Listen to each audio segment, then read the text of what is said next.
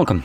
In front of me I have the Realme 14 Pro Plus, and I'll go around unboxing along with a quick look at the device and also its specifications. So anyway, popping it open.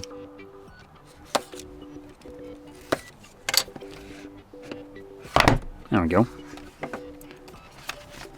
We get a case. At least I think that's a case.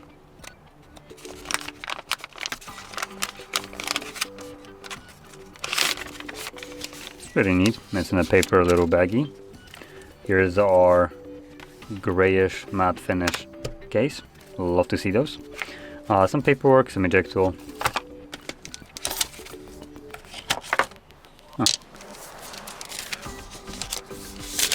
The phone. And a charging cable, Type A to Type C.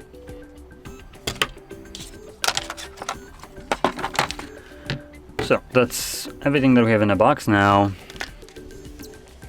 Putting on the case while this device is booting up, you can kind of see how it fits, and it's a snug fit. It protects the camera with a little lip around here. It's pretty nice, and also you have a bit more protection right here on the corner, so you can just drop it onto the screen and don't need to worry. And we do have a pre-applied screen protector on the device, which is pretty good. Now, when it comes down to the specifications of this device, let's start off with the display. I'm going to take off the case just so the actual bezels are a little bit easier to see and distinguish.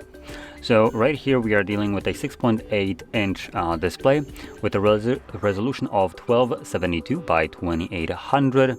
It is a OLED display, 120 Hz refresh rate, and a peak brightness of 1500 nits.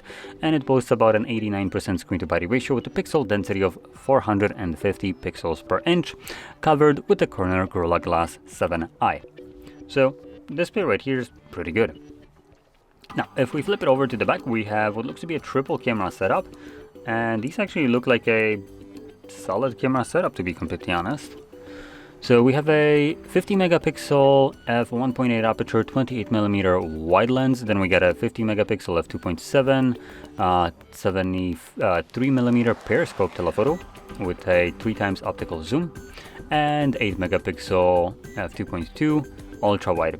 Now with those cameras you can record videos up to 4K at 30 frames, and 1080p will get you 60 along with slow motion of 120.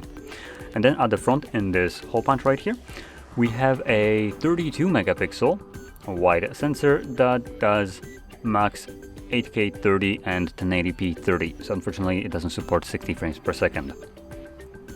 So now let's move over to the internals, where the device will come with a hefty 6000 mAh battery. So this device has a what I would consider as a typical kind of size. It's not super chunky. Doesn't have like extra weight or anything like that. So it feels basically like most of the devices, but it does have a 6000 milliamps instead of what you would probably come to expect from a device this size to be about 5000 instead. So battery size is pretty good. Charging speed is also pretty good at 80 watts, though there is no included charger, unfortunately. And internally we have either 8 gigabytes of RAM with 128 gigs of storage, all the way up to 512 gigs of storage with 12 gigs of RAM.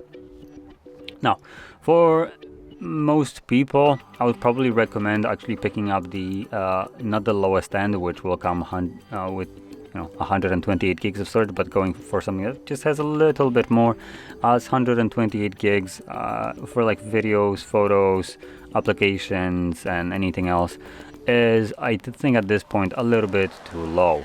Personally, I use roughly around that kind of storage right out of the get-go, and I would like to have some space for additional things.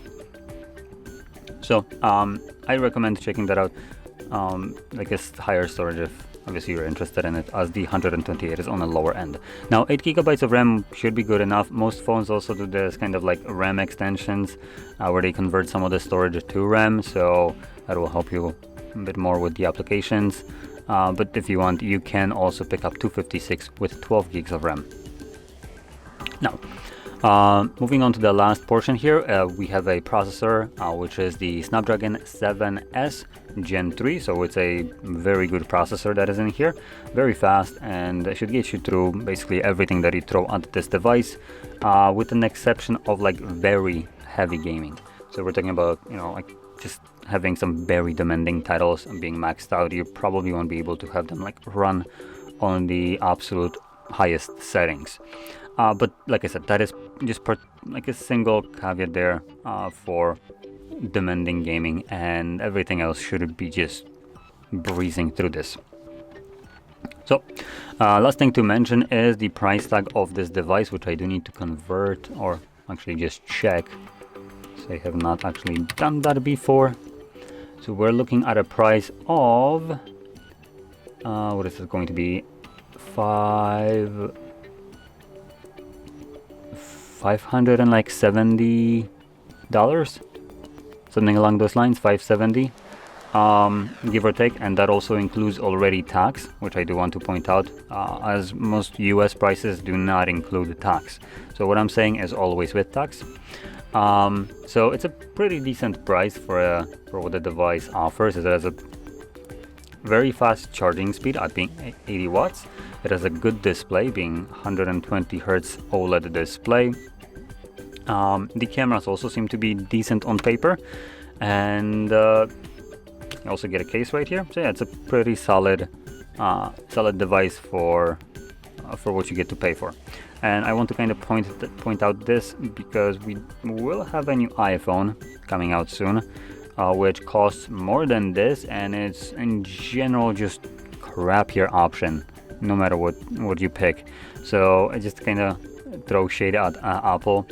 The new iPhone 16e will basically have a crappier display, being at a lower refresh rate, slower charging speeds, less storage, less RAM, and yeah, it's just kind of comical how the device will still cost more than this. So yeah, just kind of wanted to throw shade there. But anyway, if you found this video helpful, don't forget to hit like, subscribe, and thanks for watching.